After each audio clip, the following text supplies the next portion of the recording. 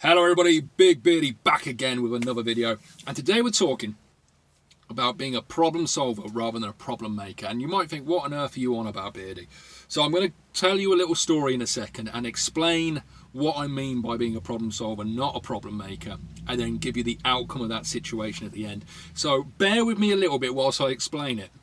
But this sort of falls into every walk of life. You can use this in any scenario. Being a problem solver is a great asset to someone. If you've got someone who works for you or works with you or you're working on behalf of and you're a problem solver, they're the people you want in your life because they will get round things. Problem makers make your life difficult, very difficult. So let me give you this scenario.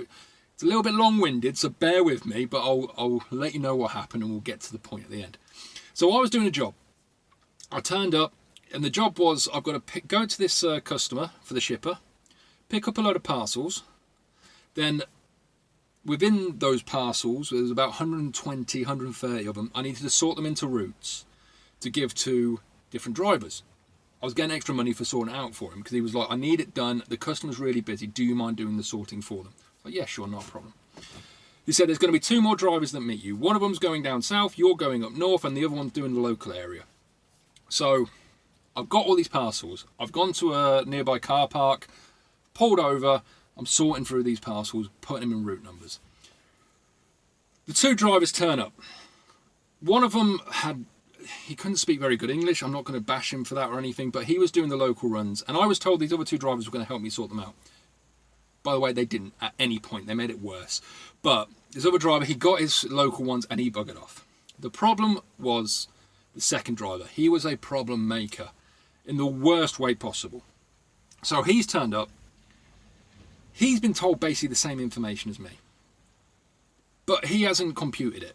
He doesn't understand what's going on. To be honest, and I will be honest, the communication between myself and the shipper didn't communicate stuff very well. So it was sort of, here's an email, sort it out.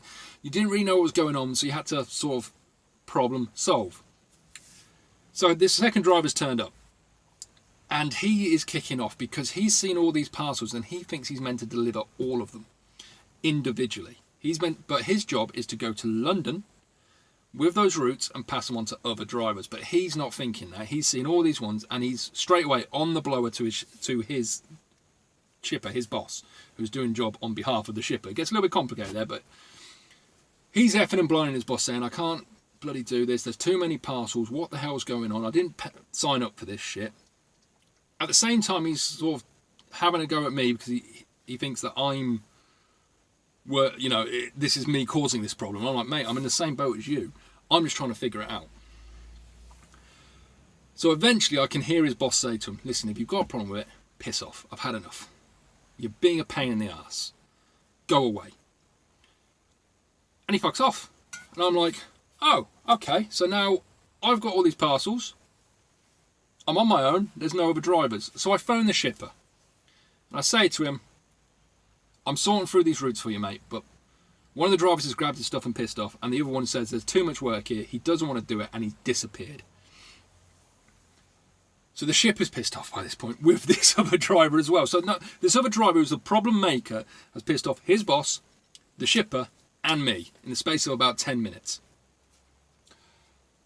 At the same time, I'm saying to him, listen, I'm trying to sort through them, I'll get them sorted, get another driver here, we'll get it done. I'm trying to be accommodating, I'm trying to solve the problem, despite it not being my problem in a way. The shipper is really grateful for this. He's like, thank you so much. Just get on with sorting those routes out for me. I'll get another driver to you. Thank you so much for understanding, yada, yada, yada. So that driver eventually comes back 5 minutes later. He's obviously had a cigarette, ate a sandwich, I don't know, jerked off. I don't care.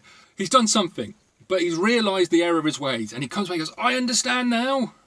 He's seen the wood for the trees. He's like, no, I'm not delivering them all. I'm delivering these to different drivers. And I said, this is what I told you in the first place. You just didn't want to listen. You had a stick up your arse from day one, or the first minute you got there. Then another driver turns up, and he's got the same job as the driver that's causing all the problems. And he said, I'm going to be collecting this stuff. So I phoned the shipper, told him the situation, and he's basically said to me, tell the first driver to piss off, because he's made so many problems for us. Me kicking off with his boss, kicking off with him, we don't want him there anymore. Give the job to the other bloke. Which I do. In the meantime, this other driver's picking up all the routes and he's messing them all up and he's just being a pain in the arse. So eventually he buggers off. I know this is all sounding a bit complicated. I'm trying to explain it the best of my ability. So eventually what happens is I've sorted out all the routes. The last driver's turned up, who's turned up in the last minute. He's got all of his routes. He's buggered off to London. He's done what he's had to do. I've got my routes. I've gone up north. I've done what I've had to do. The driver that's the problem maker, he's pissed off his boss. He's pissed off the shipper. He's pissed me off. He's lost his job. That job, which would have paid him, I don't know, let's say £150, which I reckon was around about the price he would have got paid for it. He's never going to work for that shipper again. And his boss is probably might not hire him again to do another job. That's what being a problem maker gets you. If you're going to come into a situation straight away, be like, I'm not doing this shit, and you're causing issues for people, all you're going to do in the long run is cause a massive issue for yourself. Me, on the other hand, I sorted out the parcels, I sorted out the drivers, I got everything sorted. Not only did I get the job done, I got paid extra money for it because they really appreciate the shipper. They've said, we've got plenty of work coming out of a certain area, it's yours if you want it. And they phone me nearly every day now saying, listen, we've got work here, we've got work here, we've got work here. Whatever you want, it's yours. Because we know you're going to get the job done. Because you've proven that you not only do you do the job well and properly, but if there is an issue, you will fix it.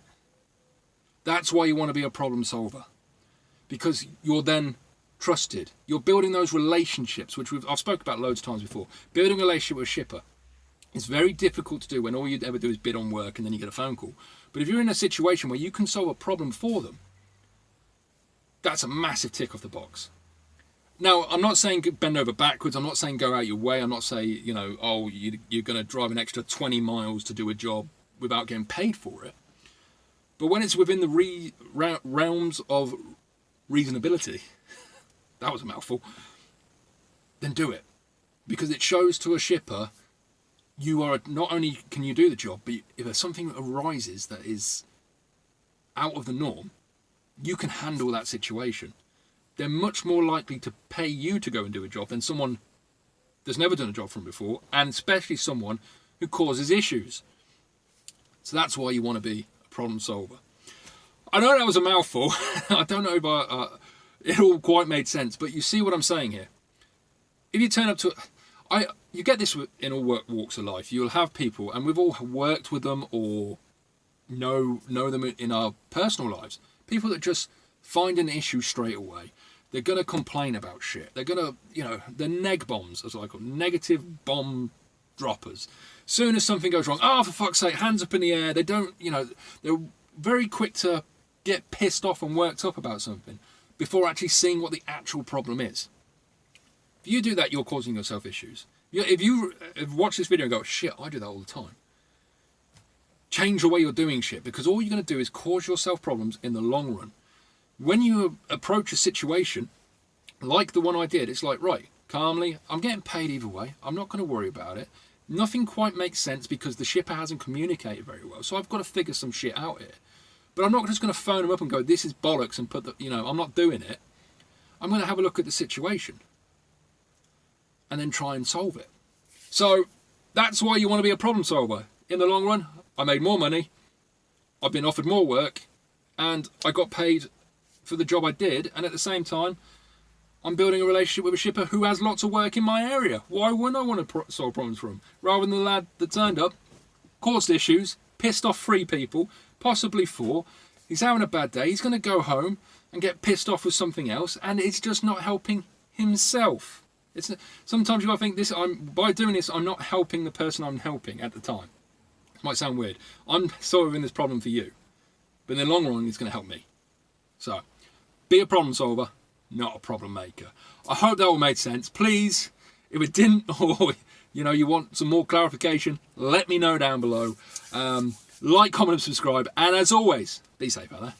Have a great day.